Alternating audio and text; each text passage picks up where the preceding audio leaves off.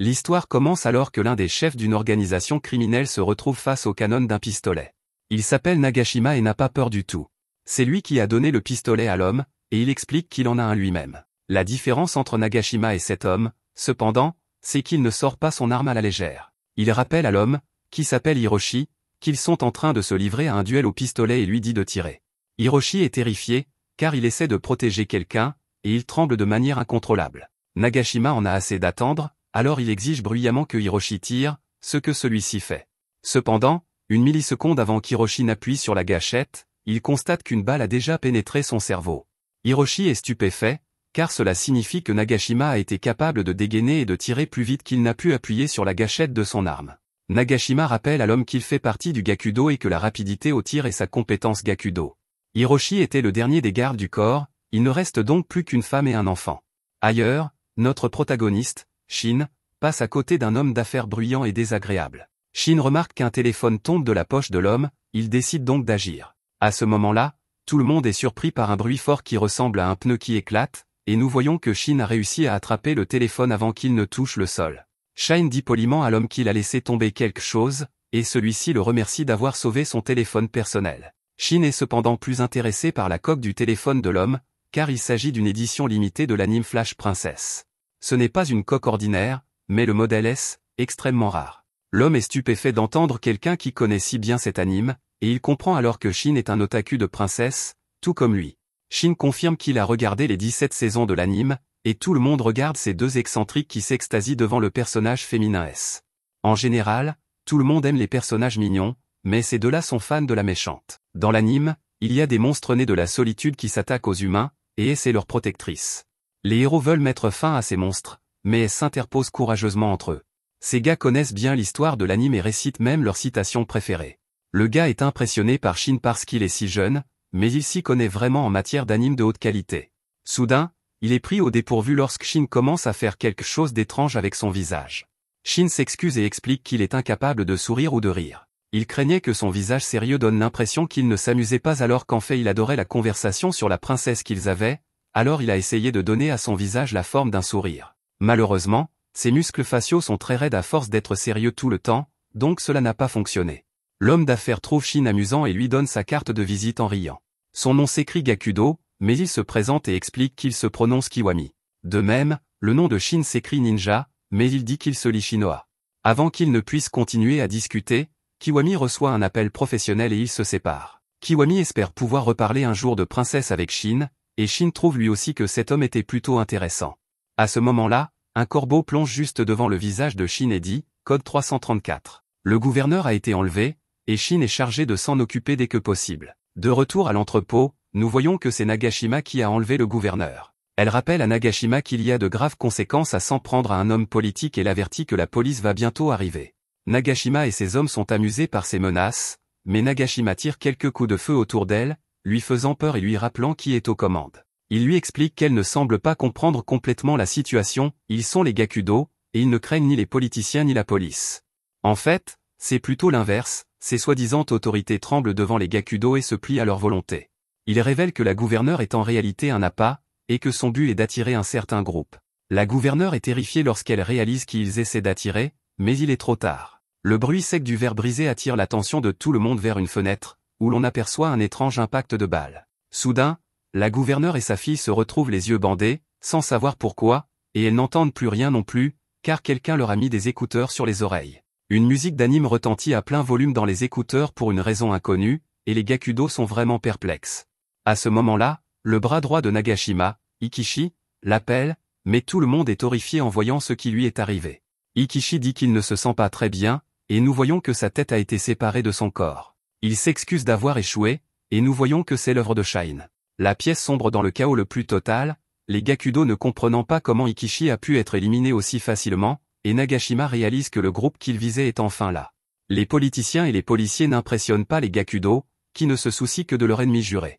Cet ennemi sème la terreur parmi les Gakudo, et à juste titre, car une force invisible fait tomber les têtes les unes après les autres avec une précision mortelle et impitoyable. Nagashima attendait ce moment, car cet ennemi juré est un personnage légendaire dans le monde des Gakudo. Nagashima récite une ancienne prophétie Gakudo sur ce qui arrivera à une personne qui se comporte mal dans le monde souterrain, mais il est interrompu. Il se retourne et aperçoit un homme étrange derrière lui, et Nagashima est horrifié de voir qu'aucun de ces hommes n'est encore en vie. Cet homme étrange est Shin, et il termine la récitation de la prophétie. Celle-ci dit que si une personne se comporte mal dans le monde souterrain, les ninjas viendront la chercher. Nagashima est alors stupéfait lorsque Shin lui dit de se dépêcher de tirer et lui explique que le premier à tirer gagne. Au lieu de cela, Nagashima demande ce qui ne va pas chez les ninjas, et Shin est clairement agacé que cet homme veuille parler plutôt que tirer. Nagashima est extrêmement frustré et souligne que chaque fois que les Gakudo essaient de gagner leur vie, les ninjas apparaissent et les écrasent avec leur force démesurée. Il veut savoir pourquoi, alors Shin regarde le gouverneur et sa fille. La réponse de Shin est simple, les Gakudo entraînent des enfants dans leurs crimes ignobles, et c'est à cause de cette cruauté que Shin ne peut jamais rire ni sourire. Nagashima reproche aux ninjas d'avoir tout gâché, mais Shin n'a aucune envie de continuer à discuter avec lui. Il exige que Nagashima tire, ce qu'il fait, mais la vitesse de la balle est dérisoire comparée à celle de Shin. Shin esquive la balle en un instant et arrache la tête de Nagashima à main nue. Nagashima est impressionné par le ninja, car Shin n'a pas eu besoin de le battre au tir, mais a plutôt battu la vitesse de la balle. Cependant, Nagashima affiche sa confiance dans la victoire des Gakudo, car un certain homme les mènera à la victoire. Cet homme ne sera toutefois pas lui, car son corps s'effondre finalement au sol. L'attaque de Shin s'appelle la lame des ténèbres, et il déclare que sa cible a été éliminée. Le matin, des policiers enquêtent sur la scène du crime. La gouverneure et sa fille sont saines et sauves, et l'équipe de Nagashima a été entièrement éliminée. Le commissaire Maru parle d'un code, NEN, ce qui signifie que des ninjas sont impliqués. Les ninjas détectent les crimes du monde souterrain beaucoup plus rapidement que les policiers et éliminent les méchants. Tout ce qu'ils laissent derrière eux, ce sont les cadavres des criminels et les victimes mises en sécurité. Les ninjas modernes ne servent personne et ne sont liés ni par l'argent, ni par le pouvoir, ni par les lois du pays. Ils éliminent le mal selon leurs propres règles, ce qui en fait en quelque sorte des anti-héros.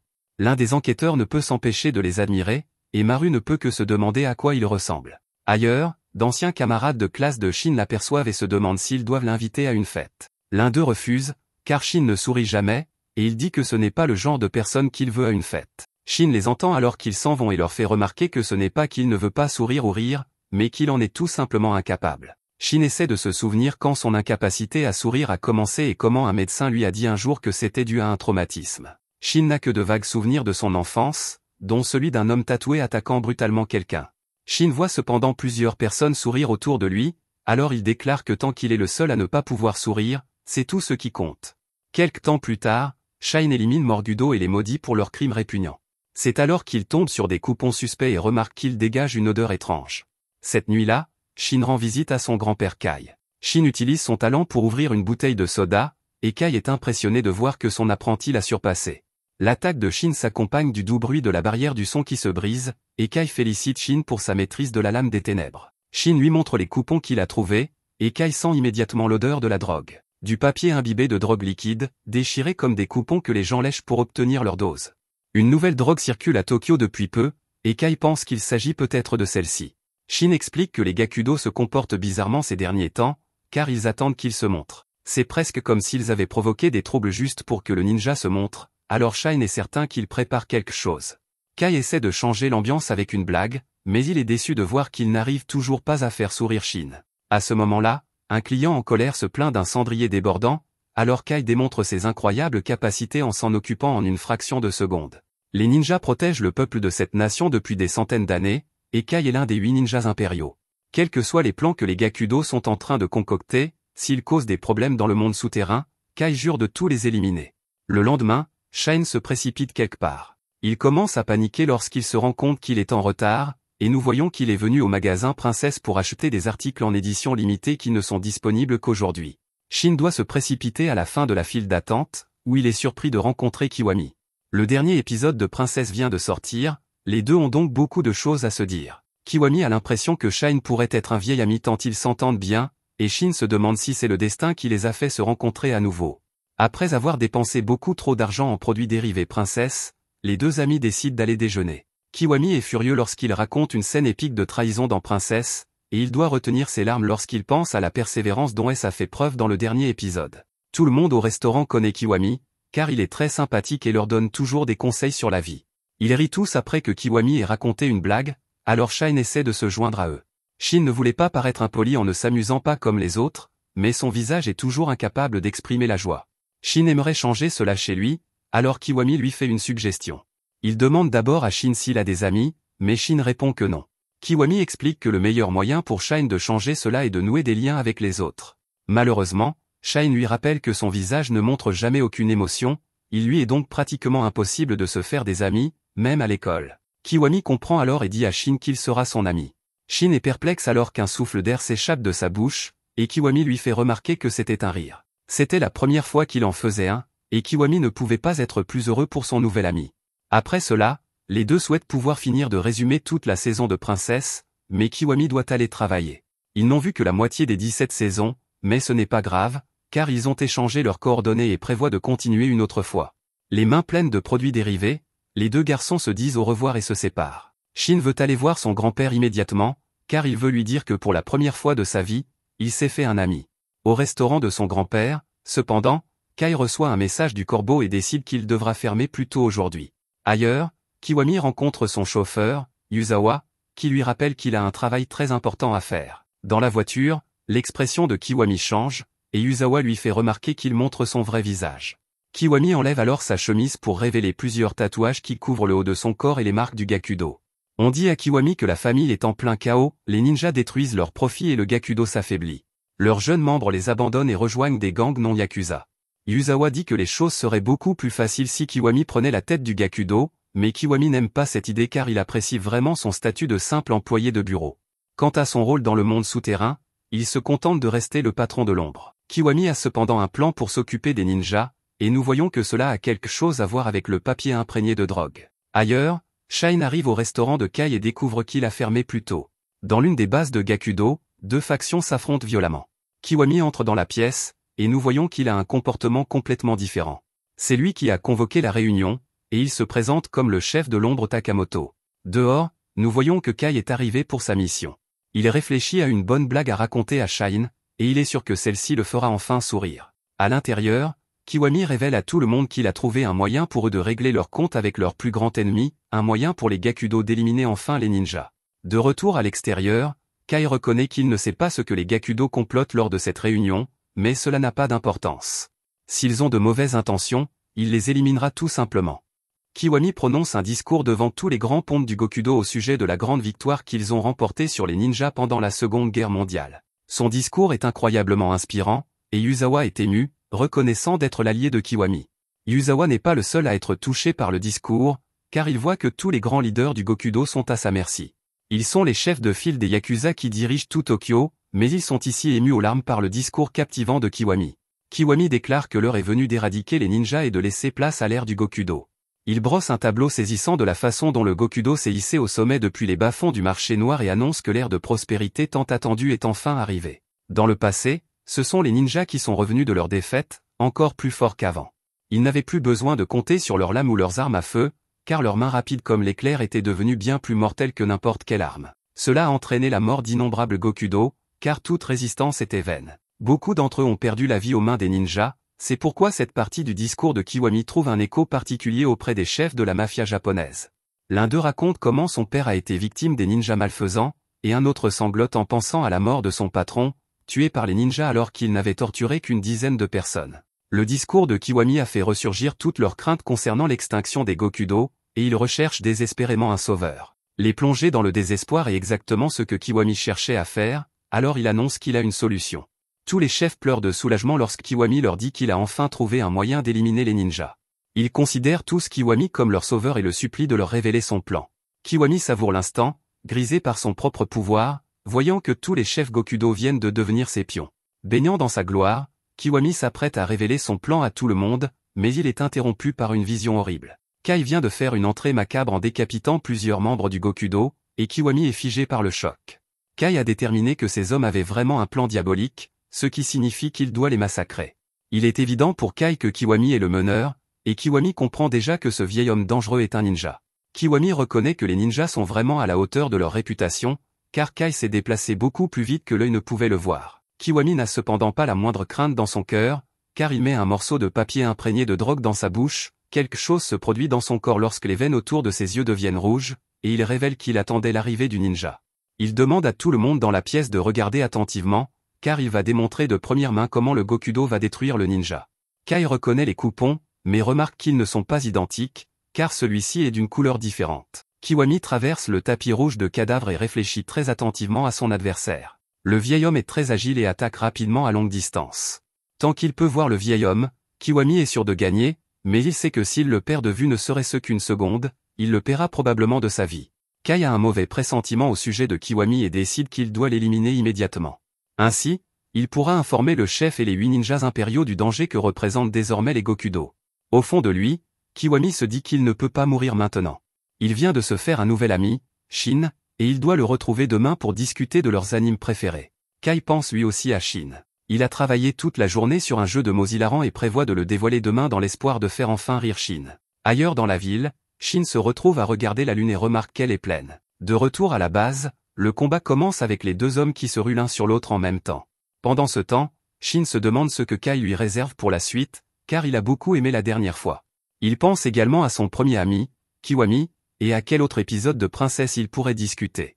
Les deux personnes les plus proches de lui sont cependant engagées dans un combat à mort, et Kiwami parvient de justesse à esquiver l'une des attaques de Kai. Kiwami est un psychopathe, car il affiche un sourire narquois et continue d'esquiver les attaques incessantes de Kai. Kai est clairement une bête, cependant, car Kiwami perd le contrôle d'une de ses mains pendant un bref instant et manque de perdre la tête. Kai inflige toujours des dégâts importants, mais Kiwami a déjà comblé l'écart et il a Kai dans son champ de vision.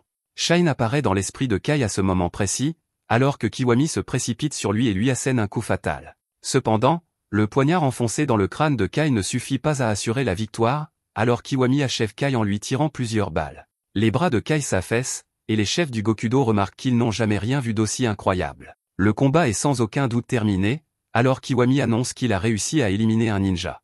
La salle éclate en applaudissements, et tout le monde est stupéfait de voir que la blessure géante de Kiwami guérit sous leurs yeux. Comme si sa victoire ne suffisait pas à les convaincre, cette guérison incroyable leur fait penser que Kiwami est capable de créer des miracles. Kiwami révèle cependant fièrement qu'il ne s'agit pas d'un miracle, mais de ce qu'il appelle les tickets pour l'enfer. Les coupons de drogue qu'ils ont vendus aux gens normaux sont appelés les coupons du paradis. Cependant, celui qu'il vient d'utiliser est une version améliorée qu'il appelle le coupon de l'enfer. Une seule dose revigore le corps à un niveau incroyable. C'est ce qui donnera au Gokudo la vitesse et la force nécessaires pour rivaliser avec les ninjas. Avec des capacités physiques égales à celles des ninjas, Kiwami est sûr que l'utilisation de poignards et d'armes à feu leur donnera l'avantage. L'avantage des ninjas disparaîtra, et les Gokudo contrôleront désormais le monde. La salle éclate à nouveau d'admiration, car tout le monde reconnaît Kiwami comme leur chemin vers la victoire. Yuzawa ne pourrait être plus fier, mais Kiwami déclare qu'ils ne font que commencer. À ce moment-là, Kiwami éprouve un sentiment étrange en regardant Kai, mais il n'y prête pas attention. Son instinct était cependant juste, car Kai, s'accrochant encore à ses derniers instants de vie, maudit la situation après avoir tout entendu. Les Gokudo ont désormais un pouvoir équivalent à celui des ninjas, ce qui met tout le monde en grand danger. Kai sentait que Kiwami était dangereux, mais il n'avait aucune idée de la puissance qu'il allait acquérir. Il déclare qu'il appartient désormais aux 8 ninjas impériaux de terminer ce qu'il a commencé. Kai s'occupe de son petit-fils depuis un certain temps déjà, et il déclare que Shin est le dernier espoir des ninjas. Il a encore besoin de beaucoup d'aide, alors Kai supplie les 8 ninjas impériaux de bien prendre soin de lui. Un flashback révèle que Shin était orphelin et que ce sont les Gokudo qui ont tué toute sa famille. Kai a reçu pour mission de former Shine et de lui apprendre à devenir un ninja capable de protéger le pays un jour. Le responsable était cependant sans pitié, car il a ordonné à Kai d'éliminer Shine s'il ne montrait pas de talent. Kai n'en tint toutefois pas compte et commença immédiatement à entraîner Shine. Il décida de commencer par les techniques de base du shinobi et ses premiers mots à Shine furent de lui demander de lui prendre la main.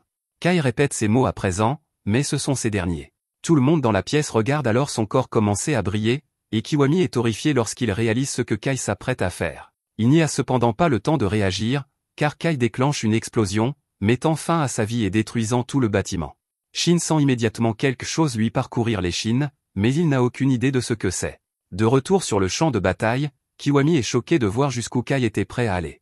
Il félicite Kai de s'être sacrifié pour assurer la mort de tous les chefs Gokudo, mais Kiwami reste de marbre. Ces vieux schnocks étaient certes importants à ses yeux, mais ils n'étaient que des pions. Les personnes qui lui tenaient vraiment à cœur, appelées les Agokudo de la destruction, sont toujours en vie. Ils ont réussi à survivre à l'explosion grâce au coupon de l'enfer, et ils sont prêts à détruire les ninjas et tout le pays. Kiwami est prêt à les diriger, alors il passe en revue son plan.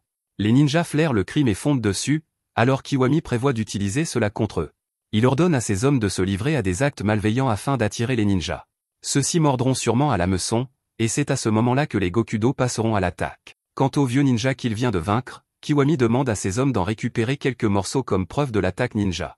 Kiwami veut également envoyer un message, et il a prévu quelque chose de sinistre. Le lendemain matin, un groupe de personnes se rassemble autour de quelque chose posé au sol. Cela a l'air dégoûtant, et il se demande s'il s'agit d'une œuvre d'art contemporain. Il s'agit d'un poignard planté dans un monticule de viande hachée, qui fait déjà le buzz sur les réseaux sociaux. Les gens pensent qu'il s'agit d'une œuvre d'art d'un artiste inconnu, mais la réalité est bien plus sadique. Shine se trouve à proximité, il va donc voir de quoi il s'agit, mais il est horrifié lorsqu'il aperçoit le monocle de son grand-père. La réalité déchirante s'impose immédiatement à Shine lorsqu'il imagine le visage de son grand-père, et il est obligé de réfléchir à la façon dont un homme aussi gentil a été déshonoré. Son choc se transforme rapidement en rage, et la force de sa colère fait fuir les corbeaux. Avec toute la colère qui transparaît dans sa voix, Shine demande à l'un des corbeaux bavards d'informer les 8 ninjas impériaux. Les Gokudo ont pris la vie de son grand-père Kai, et il veut se venger. Alors que Shine se tient là, son monde entier bouleversé, Kiwami apparaît de nulle part. Il salue son ami avec désinvolture après l'avoir croisé par hasard et explique qu'il a immédiatement reconnu Shine. Shine a une coiffure unique et une posture particulièrement mauvaise.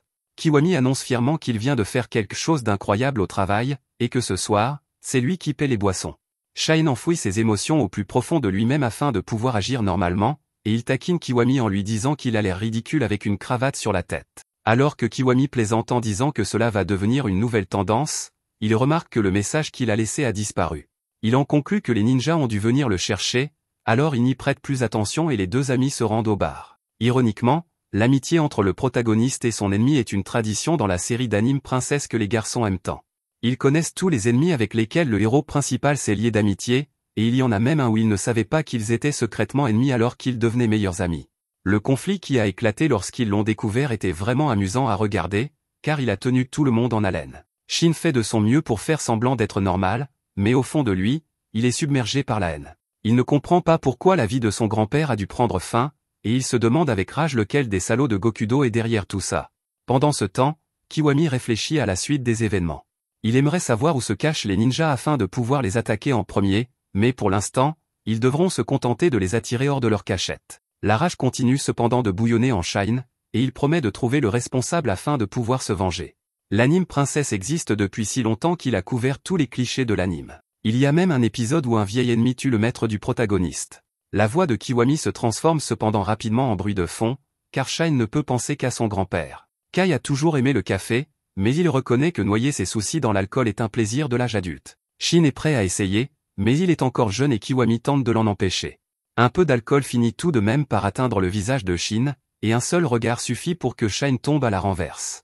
Kiwami craint pour la vie de Shin et se demande s'il a besoin d'un médecin, ce qui surprend Shin. Kiwami est vraiment inquiet pour lui, alors Shin décide qu'il est vraiment quelqu'un de bien et se réjouit que Kiwami soit son premier ami.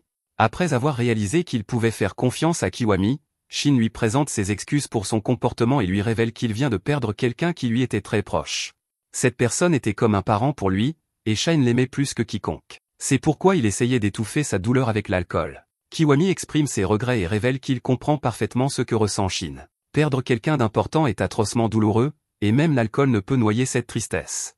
C'est pourquoi, dans un moment comme celui-ci, Kiwami dit que la seule solution est pour lui de pleurer à chaudes larmes. Kiwami le supplie de laisser libre cours à ses émotions afin qu'elles ne le submergent pas, et il laisse Shine pleurer sur son épaule jusqu'à ce que ses larmes se tarissent.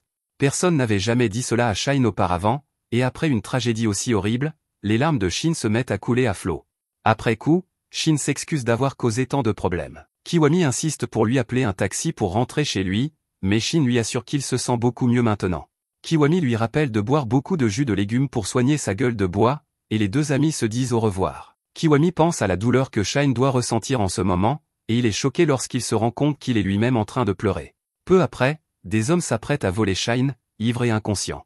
Mais leurs efforts sont interrompus lorsque le ninja utilise une lame de ténèbres pour déclencher un immense incendie derrière eux. Les voyous s'enfuient pour sauver leur vie, et nous voyons que quelqu'un est venu chercher Shine. Ailleurs, nous voyons que Yuzawa a rassemblé un groupe d'orphelins ninjas. Ce sont des enfants dont toute la famille a été éliminée par les ninjas. Yuzawa les a recueillis, tout comme son mentor, Takamoto, l'avait recueilli. À ce moment-là, Yuzawa fait preuve d'incroyables réflexes en réussissant à empêcher une balle d'atteindre Kiwami. Kiwami est déçu de voir qu'un autre tueur à gages est arrivé pour se venger au nom de quelqu'un d'autre, et Yuzawa lui assure qu'il s'occupera de cet homme. L'homme tire sur Yuzawa qui s'approche, mais Yuzawa est un véritable tank humain. Les balles transpercent son corps, mais Yuzawa ne bronche même pas. C'est une incroyable démonstration de puissance, mais Yuzawa explique qu'il est en fait la personne la moins intéressante parmi les Agokudo de la destruction. Cependant, son corps est incroyablement résistant, et il choisit de ne jamais cesser d'avancer. L'homme réalise qu'il a fait un choix terriblement mauvais en venant ici, mais il est trop tard, car Yuzawa annonce son talent Gokudo.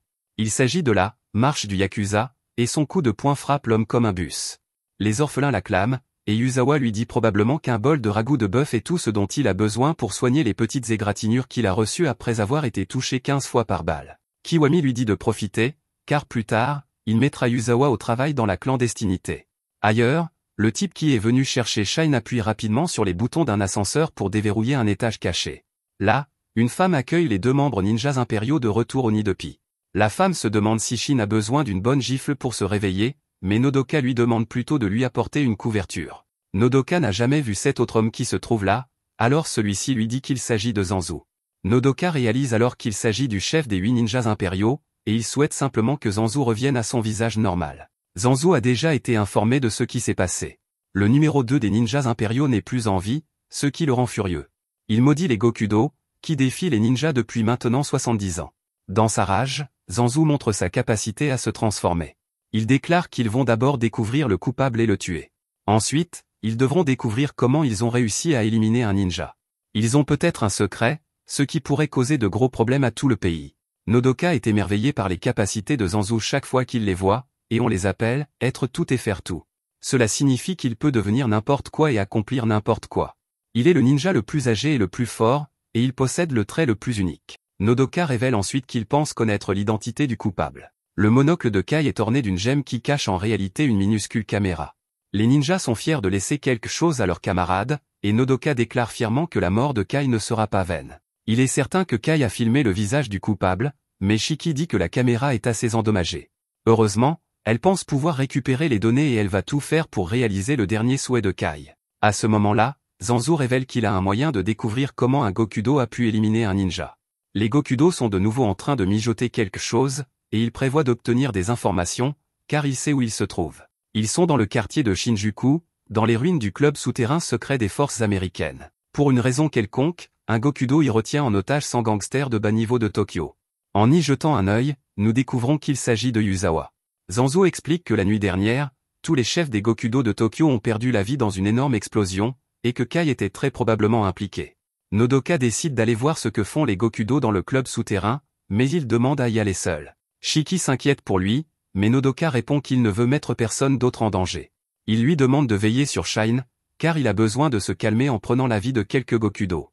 Zanzu sait qu'il ne peut pas l'en empêcher, car Nodoka était également très proche de Kai. Zanzu n'est toutefois pas inquiet, car il est sûr que Nodoka peut se débrouiller seul. Nodoka est le ninja le moins expérimenté parmi les 8 impériaux, mais Zanzu révèle que personne ne l'a encore battu. Sous terre, Yuzawa dit à ses hommes de se dépêcher, car ils ont presque fini de collecter 100 têtes. À ce moment-là, Yuzawa sent quelque chose et il gronde les orphelins pour lui avoir apporté la mauvaise eau. L'un des autres Gokudo essaie de dire que ce n'est pas grave, mais on lui répond que Yuzawa sait ce qu'il fait. Yuzawa renvoie les orphelins au magasin, et nous voyons combien il y a de Gokudo dans son groupe. Une fois les orphelins partis, Yuzawa déclare qu'il est temps de montrer aux ninjas de quoi ils sont capables, et il dit aux ninjas qui se cachaient de sortir enfin. Il s'agit de Nodoka, qui félicite Yuzawa d'avoir renvoyé les enfants pour les protéger du massacre qui va avoir lieu. Yuzawa remarque que Nodoka a également attendu, mais Nodoka en a assez d'attendre. Alors que Nodoka libère ses flammes, il déclare que les Gokudo se sont mal comportés dans le monde souterrain et qu'il doit donc les exterminer. Les Gokudo n'ont cependant rien à craindre, car ils ont désormais le coupon de l'enfer, et Yuzawa ordonne à tous ses hommes de le prendre. Pendant ce temps, nous voyons que Shine s'est réveillé et qu'il se précipite vers la cachette de Gokudo. Il est désespéré de retrouver Nodoka car il a un très mauvais pressentiment au sujet de la situation et il ne veut pas que Nodoka finisse comme son grand-père. Ailleurs, les orphelins sont impatients de trouver la bonne eau pour leur patron cette fois-ci, et ils tombent sur une personne mystérieuse. De retour auprès de Nodoka, celui-ci promet une fois de plus d'éliminer quiconque se comporte mal dans le monde souterrain. Yuzawa et tous ses hommes prennent un coupon de l'enfer, et Yuzawa demande à Kiwami de donner du pouvoir au Gokudo.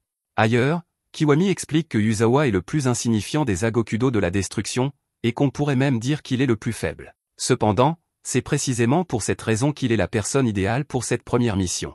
Si le membre le plus faible parvient à mettre fin à la vie d'un ninja à l'aide du coupon de l'enfer, alors l'espoir brillera sur l'avenir des Gokudo. Il s'agit d'un combat entre les faibles et les forts, et Kiwami ne peut que se poser une question, les forts vont-ils dévorer les faibles, ou les faibles vont-ils mordre les forts? De retour auprès de Nodoka, il se présente officiellement, car il est de bon ton de donner son nom à ceux que l'on s'apprête à éliminer.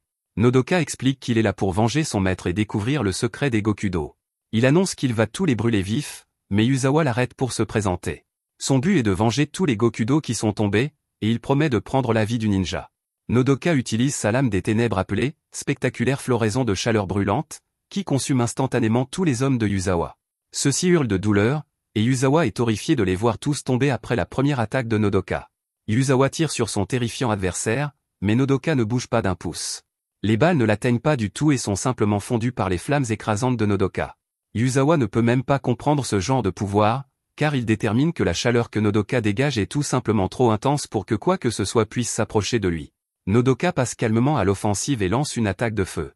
Cette attaque apparemment faible enveloppe en fait tout le corps de Yuzawa dans les flammes, et il ne peut que se demander ce qui se passe. Son esprit sombre dans la folie, mais Nodoka révèle que son feu n'est pas sa seule force. Nodoka apparaît instantanément devant Yuzawa et lui enfonce son poing dans le corps. Yuzawa est frappé par la terrifiante réalité qu'il ne vivra plus très longtemps, alors il espère simplement que les orphelins ont pu s'en sortir vivants.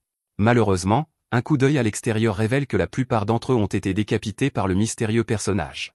Il n'en reste qu'un, mais il tombe sur Shine. Shine comprend que ce garçon est un Gokudo en raison de ses origines, et celui-ci est terrifié lorsqu'il réalise que Shine est un ninja. Ce garçon s'appelle Ryota, et il comprend même que Shine est un monstre d'un tout autre niveau que les autres. Le regard de Shine fait comprendre à Ryota qu'il va bientôt perdre la vie, et il est donc choqué lorsque Shine passe simplement devant lui sans s'arrêter. Shine comprend que le jeune homme n'a jamais tué personne auparavant, alors il lui dit qu'il n'a pas le temps de s'occuper d'un novice comme lui. Ryota est d'abord soulagé, mais il se souvient de quelque chose. Un flashback montre la première rencontre entre Ryota et Yuzawa. Toute sa famille a été éliminée par des ninjas, et il vivait en marge de la société en tant que Gokudo de bas niveau. N'ayant nulle part où aller, Ryota se demande s'il ne devrait pas simplement mettre fin à ses jours. Yuzawa le traite d'imbécile pour avoir seulement pensé cela et lui dit d'ignorer ce que la société pense de lui. Yuzawa déclare que les Gokudo regardent toujours vers l'avenir et exige que Ryota ne baisse plus jamais la tête. Ce souvenir de son mentor fait pleurer Ryota, et sa nouvelle détermination le pousse à consommer le coupon de l'enfer. Ryota se force à arrêter Shine et déclare que s'il fuit un ninja, il ne pourra plus jamais affronter son mentor. Ryota jure qu'il ira de l'avant quoi qu'il arrive, comme on le lui a enseigné, et pour lui, affronter un ninja signifie aller de l'avant. Il ne laissera pas Shine passer, même si cela lui coûte la vie, et il promet de protéger son mentor. Ryota est choqué lorsque Shine le qualifie de « bon gars » et lui révèle qu'il a pris sa décision. Shine comprend clairement que ce type est très déterminé, il n'a donc pas d'autre choix que de mettre fin à ses jours. La peur revient chez Ryota lorsque Shine lui explique qu'il souhaite également rejoindre l'un de ses amis. Shine se présente officiellement et déclare qu'il accordera à Ryota le plus grand respect avant de l'éliminer. Ryota comprend enfin le sens de ses combats, et toute sa peur le quitte. Il se présente également au ninja et déclare que se faire tuer avec respect serait un honneur. Ryota n'a toutefois pas l'intention de se laisser faire, et il dit à Shine qu'ils vont se battre sans tenue. Le combat commence, et Ryota se surprend lui-même en réussissant à asséner un coup de poing au visage de Chin. Shine complimente l'attaque, car il a pu sentir que Ryota l'avait volé, et il riposte. Ryota la bloque cependant et explique que tout son style de combat repose sur des coups de poing et des défenses dures comme le fer, c'est son talent Gokudo, appelé « bras de fer de la force virile ». Un autre de ses coups de poing de fer repousse Shine, qui constate que ses propres attaques sont facilement bloquées par Ryota. Pendant qu'ils se battent, Ryota ne peut s'empêcher de penser à la fierté que Yuzawa éprouverait pour lui. Il se bat à armes égales avec le puissant ninja, mais finalement, l'une des attaques de Shine lui cause des dégâts. Shine révèle qu'il s'agit de la lame des ténèbres appelée Aura Ultimate Pénétration. Son raisonnement était simple, chaque fois que quelque chose est aussi solide que le fer, il le brise. Shine utilise alors la même attaque, mais cette fois-ci, il s'agit d'une rafale. Ryota n'a d'autre choix que d'essayer de se défendre, mais les coups incessants de Shine le touchent à chaque fois en plein cœur. Ryota lutte énormément, car ses bras de fer ne tiendront plus très longtemps, et Shine ne montre aucun signe de ralentissement. En fait, c'est plutôt le contraire, car Shine semble devenir plus fort au fur et à mesure que le combat avance. Finalement, Shine se prépare à porter un coup fatal, et Ryota ne peut que penser à Yuzawa avant que l'attaque de Shine ne le mette brutalement en pièces. Le combat est terminé, et Shine reconnaît Ryota comme un adversaire coriace qu'il en est venu à respecter. Pendant ce temps, dans la pièce, le corps de Yuzawa s'effondre lorsque Nodoka met fin à ses jours. Nodoka ne peut s'empêcher de pleurer lorsqu'il dit à grand-père Kai qu'il a été vengé, et il promet toujours d'éliminer le Gokudo, qui lui a en fait ôté la vie. Cependant, alors qu'il s'en va, Nodoka est choqué d'entendre à nouveau la voix de Yuzawa. Yuzawa révèle que la mare de sang provenant des nombreuses têtes coupées plus tôt a aidé à éteindre les flammes de la dernière attaque de Nodoka. Nodoka est stupéfait de voir que Yuzawa est toujours en vie malgré le trou géant dans son corps. Yuzawa dit avec colère au ninja de ne pas sous-estimer les Gokudo, car il refuse de se rendre tant qu'il n'aura pas restauré leur honneur. Nodoka devient encore plus inquiet lorsqu'il se rend compte que tous les Gokudo qu'il vient de brûler sont également toujours en vie. C'est une scène cauchemardesque, car Nodoka fait remarquer que des humains normaux ne pourraient pas résister à ce genre d'attaque, cela devrait être impossible, mais il se souvient les avoir vus consommer quelque chose juste avant le combat. Il n'y a pas d'autre explication, et il en conclut que cela doit être le secret qui a permis au Gokudo de mettre fin à la vie d'un ninja. Pendant ce temps, Yuzawa a également compris quelque chose, alors qu'il retire un petit morceau de peau de son corps. Il s'avère que l'attaque de Nodoka projette de minuscules morceaux de peau surchauffés, et c'est ainsi qu'il a pu mettre le feu à Yuzawa et à ses hommes. Yuzawa en déduit que le corps du ninja de feu est probablement adapté de manière unique pour supporter une chaleur extrême, et qu'il flotte dans les airs en utilisant les courants ascendants générés par cette même chaleur. Cela résout le mystère du fonctionnement de ses attaques, mais Yuzawa se demande toujours comment il est censé le battre. Il ne lui reste qu'un seul poignard pour attaquer. C'était en fait un cadeau de Kiwami, et Yuzawa était impressionné que la lame puisse résister à une chaleur aussi intense. Les chances sont contre lui, mais Yuzawa était convaincu que ce poignard serait tout ce dont il avait besoin pour vaincre Nodoka. Nodoka, quant à lui, réalise qu'il connaît désormais le secret du Gokudo et qu'il doit éliminer Yuzawa afin de pouvoir le révéler immédiatement aux autres. Nodoka s'envole à nouveau dans les airs, et Yuzawa se rappelle qu'il doit continuer à aller de l'avant comme toujours. Sa devise est de ne jamais cesser d'avancer, mais il est horrifié lorsque son corps commence à le lâcher. Yuzawa se rend compte qu'il ne lui reste plus beaucoup de temps, mais il n'avait de toute façon pas l'intention de laisser quoi que ce soit après ce combat. Il demande à Kiwami de lui donner de la force une dernière fois, et Nodoka est stupéfait lorsque Yuzawa se poignarde. Il ne comprend pas ce que fait ce fou, mais Yuzawa déclare que se blesser lui a donné un regain d'énergie. Nodoka n'en croit pas ses yeux et ne peut que reconnaître que Yuzawa est une sorte d'enfer déchaîné de détermination. La détermination de Yuzawa se propage aux autres Gokudo, qui se poussent eux aussi à bout, et ils travaillent ensemble pour atteindre Nodoka. Ils appellent cette attaque la tour de la famille, et Nodoka est choqué car ils ne le laissent pas s'échapper. Même si leur corps brûle et que leurs cris remplissent l'air, les Gokudo surmontent la douleur. Ils avancent comme Yuzawa leur a toujours dit de le faire et ils crient à Yuzawa de terminer le combat. Yuzawa bondit en avant avec sa lame tout en remerciant ses fidèles combattants, et il utilise son attaque, marche du Yakuza. Il grimpe sur sa montagne de soldats et Yuzawa parvient à plonger sa lame dans le cœur de Nodoka. Cependant, Nodoka lui arrache la tête en retour. Nodoka est choqué d'apprendre jusqu'où les Gokudo sont prêts à aller, et Yuzawa utilise ses derniers instants pour penser à la belle vie qu'il a eue. Il imagine toutes les personnes qui lui sont proches et a la vision de rencontrer le légendaire chef des Gokudo, Takamoto.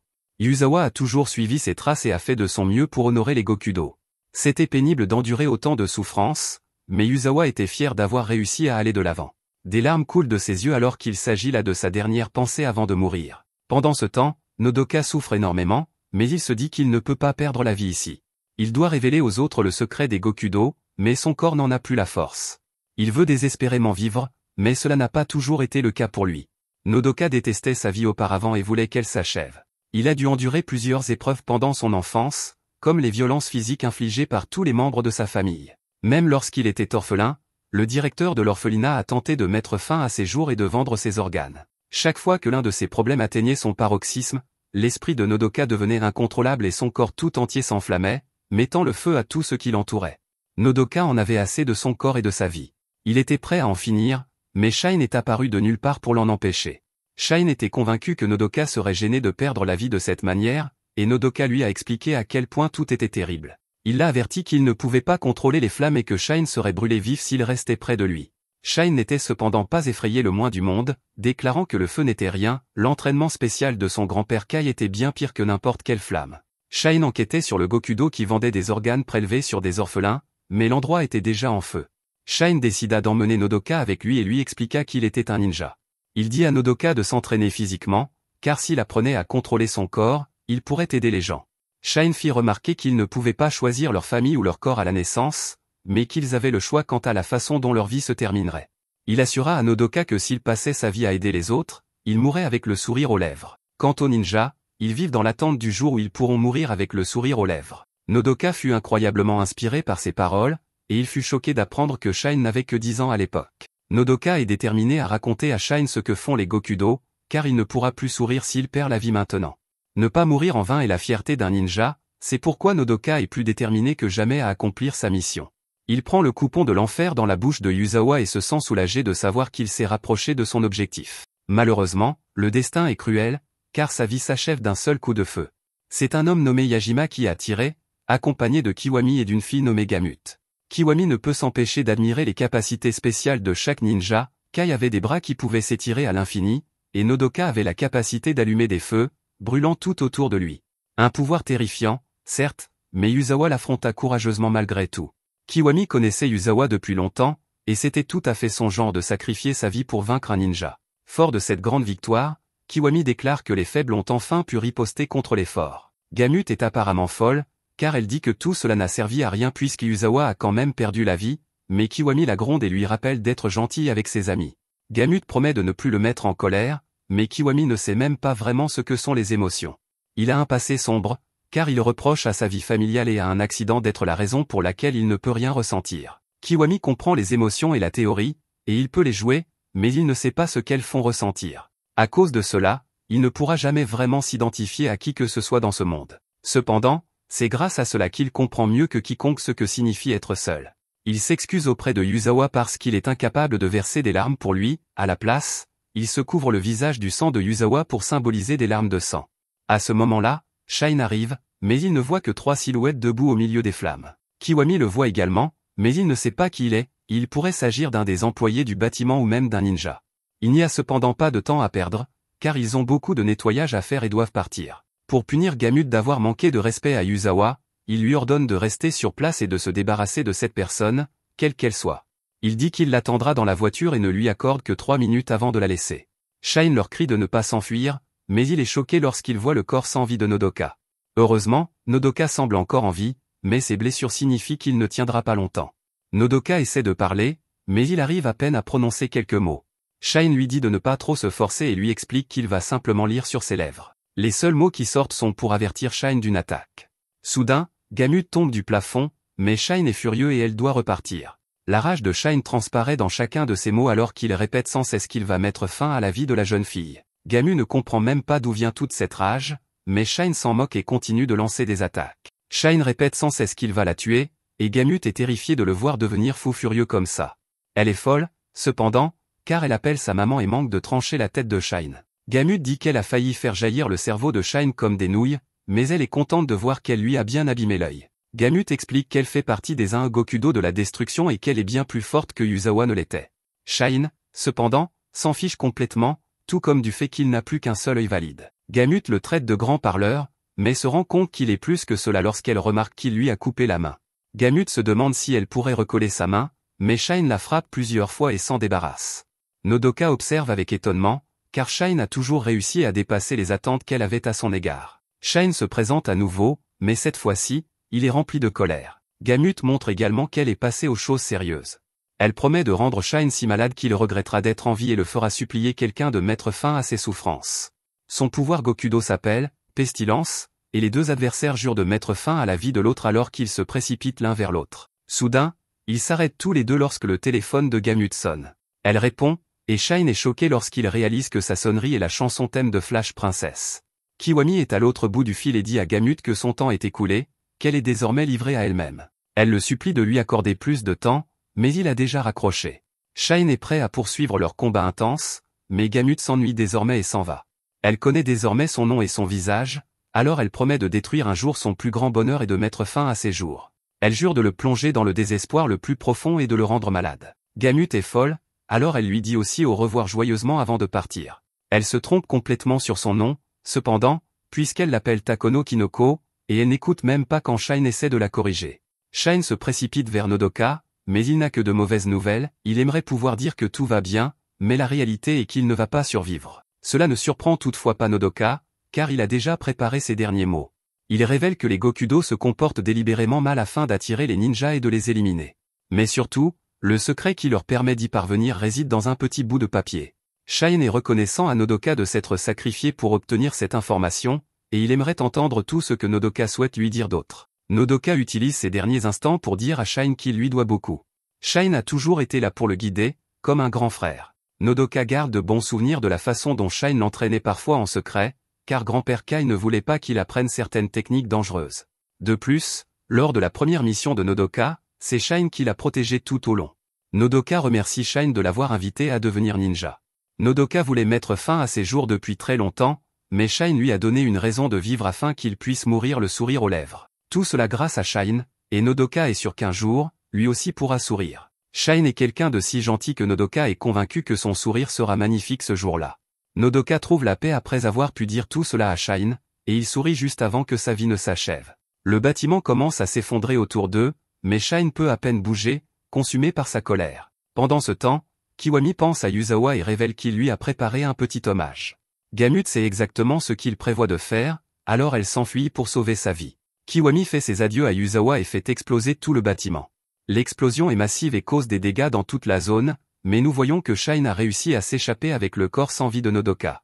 Un reportage révèle que l'explosion a causé des dégâts importants et détruit complètement une grande partie de la ville.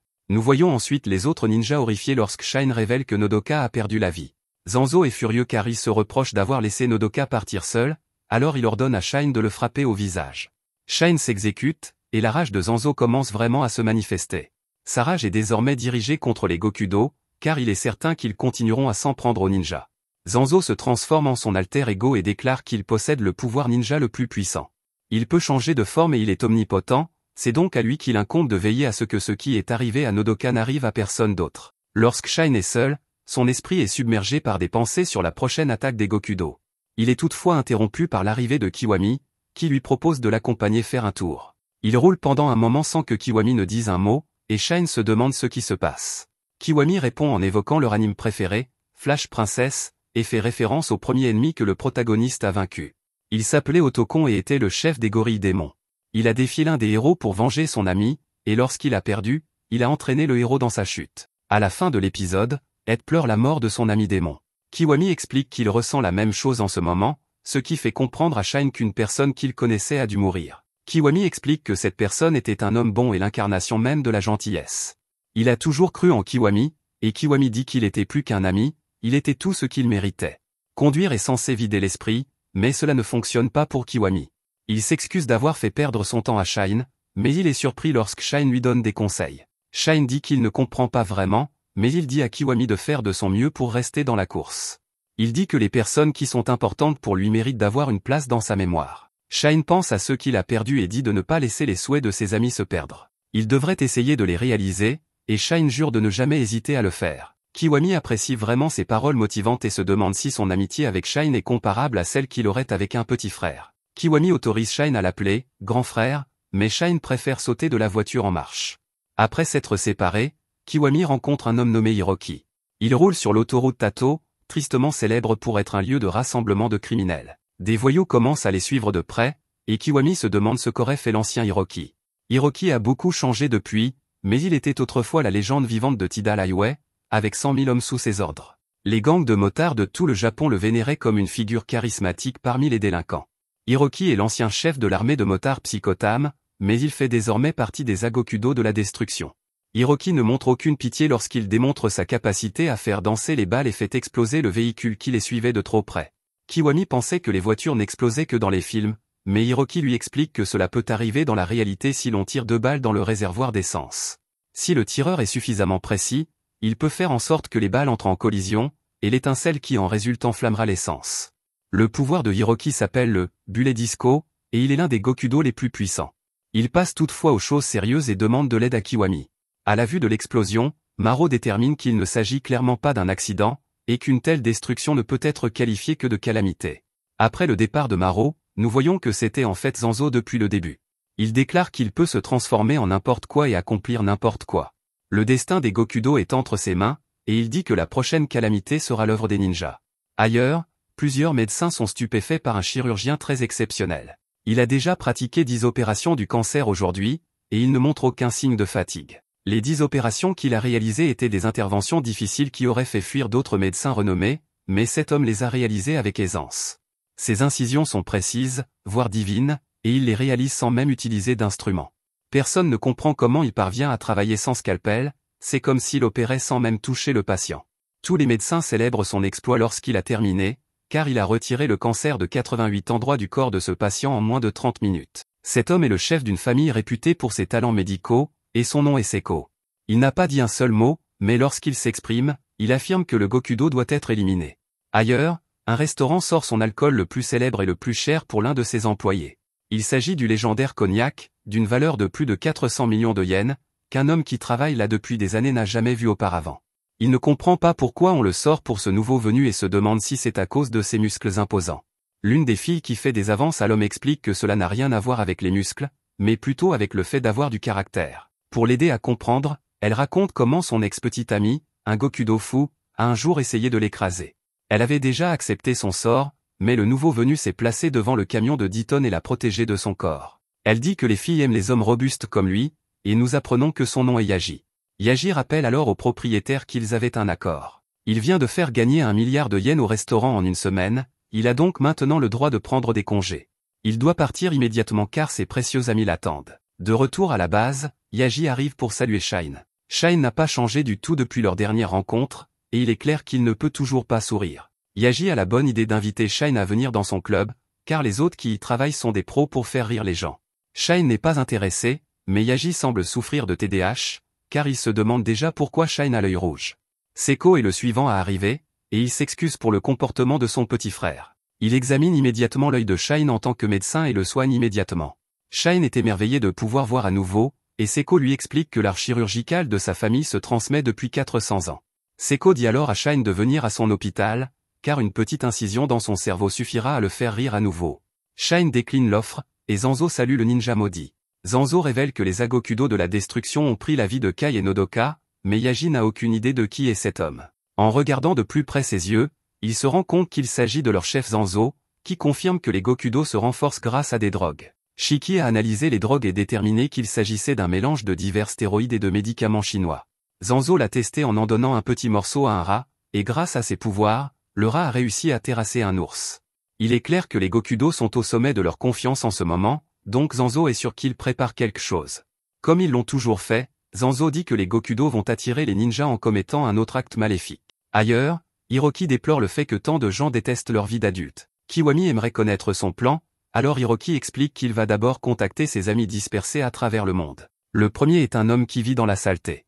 Sa femme ne cesse de divaguer à propos de choses absurdes, et il envisage de mettre fin à tout cela.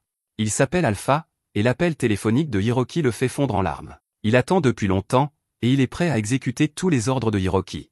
Ailleurs, un homme est traité comme un moins que rien par son patron. Il est vraiment lâche, car il ne se défend jamais, et il reçoit un appel d'Alpha. Alpha lui explique ce qui se passe, et cet homme, appelé Sigma, est ravi d'apprendre qu'ils ont été sollicités par le dieu des gangs de motards. Le patron de Sigma tente à nouveau de le rabaisser, mais cette fois, il lui assène plusieurs coups de poing au visage avant de démissionner. Lors d'un match de baseball, les fans acclament comme des fous un joueur nommé Omega. Il peut établir un nouveau record de home run lors de sa prochaine présence à la batte, et il est connu comme un véritable tourbillon humain. Il a déménagé tout seul aux États-Unis à l'âge de 18 ans et est devenu une star du baseball. Il a frappé 799 home runs en seulement 10 ans, et le commentateur est convaincu que tout ce qu'il voit maintenant, c'est la gloire sur le terrain. Omega regarde tous ses fans admiratifs, mais en réalité, tout cela ne l'émeut pas du tout. À ce moment-là, Omega apprend qu'il a un appel de Sigma. Omega était commandant d'escouade à l'époque, il s'adresse donc de manière formelle au lieutenant Sigma. Omega est informé de la situation et abandonne immédiatement tout pour répondre à sa véritable vocation. Les autres membres sont contactés partout dans le monde et déclarent que l'âge d'or est enfin de retour. Cela ne fait que quelques minutes, mais Hiroki déclare que 50 000 de ces hommes se rassembleront dès le lendemain. C'est assez incroyable, et Kiwami ne peut que se demander ce qu'il compte faire. Hiroki explique que se déchaîner sans aucune limite est le plus grand rêve d'un gang de motards, car cela permet d'oublier la douleur et l'ennui de la vie. Il y a des années, leur monde de rêve leur a été volé par les ninjas. 100 000 de ces hommes ont courageusement résisté aux ninjas, mais 50 000 d'entre eux ont perdu la vie. Hiroki prévoit de faire revivre leur rêve et jure d'apporter le salut à tous les adultes qui souffrent. De plus, pour se venger des ninjas, lui et ses hommes se battront sur leur autoroute sacrée. Ailleurs, Shine repense à la façon dont Zanzo a demandé aux ninjas de rester vigilants face aux méfaits. C'est alors qu'il remarque Kiwami à proximité, en train de parler à son patron. Ailleurs, Hiroki prend une photo avec certains de ses fans. Il l'admire beaucoup, mais Hiroki a un véritable amour, et il regarde le ciel en lui disant qu'il ne l'oubliera jamais. Les hommes de Hiroki apparaissent peu après et retiennent leurs larmes en saluant leur patron. Hiroki est impressionné par la façon dont Omega est devenu une célèbre star du baseball, mais Omega est simplement heureux d'être de retour. Hiroki reconnaît qu'il est difficile d'être adulte, Alors ils conviennent tous que ce soir, ils redeviendront jeunes. Ailleurs, Shine et Kiwami tombent sur Shiki, qui prétend être la voisine de Shine. Elle est surprise d'apprendre que Shine a un ami, mais Kiwami reçoit un appel important et s'excuse de devoir partir immédiatement. Shine explique à Shiki que Kiwami est le premier ami qu'il ait jamais eu et qu'il est sûr qu'il a quelque chose de spécial. En effet, il y a quelque temps, ils discutaient et Shine pense que Kiwami a réussi à le faire rire. C'est une nouvelle stupéfiante pour Shiki, qui verse une larme. Tous ceux qui connaissent Shine ont essayé de le faire rire, mais tous ont échoué. Kiwami est le premier à y être parvenu, elle reconnaît donc qu'il est un très bon ami. Shiki est de très bonne humeur après avoir entendu tout cela, elle dit donc à Shine qu'il devrait se tenir la main pendant un moment. Il le fait, ce qui amène Shiki à repenser à leur passé. Shiki ne veut pas révéler la vérité, elle a donc décidé d'emporter ses sentiments dans la tombe. Elle prévoit d'aimer Shine en secret pour le reste de sa vie, mais elle se réjouit de pouvoir profiter du bonheur qu'elle connaît actuellement. Cette nuit-là, nous voyons que le gang de motards de Hiroki s'est réuni. Hiroki attribue tout cela à Kiwami, car c'est grâce à lui qu'ils ont pu obtenir 30 000 voitures. Cela a coûté beaucoup d'argent, mais Kiwami estime que cela en valait la peine pour voir le légendaire gang de motards rouler à nouveau pour la première fois depuis 20 ans. Les deux hommes fument une cigarette et se souhaitent bonne chance. À la base ninja, un corbeau alerte tout le monde que l'autoroute est complètement envahie par le danger. Pire encore, nous voyons que Shiki a découvert un terrible secret. Elle tremble de manière incontrôlable, car la vérité est tout simplement trop terrifiante, et elle est liée à une image jamais vue auparavant. Il s'agit de l'image prise par le monocle de Kai, qui révèle la personne qui a mis fin à la vie de Kai. L'image de Kiwami et Shiki reconnaît immédiatement son visage. Merci d'avoir regardé mon résumé.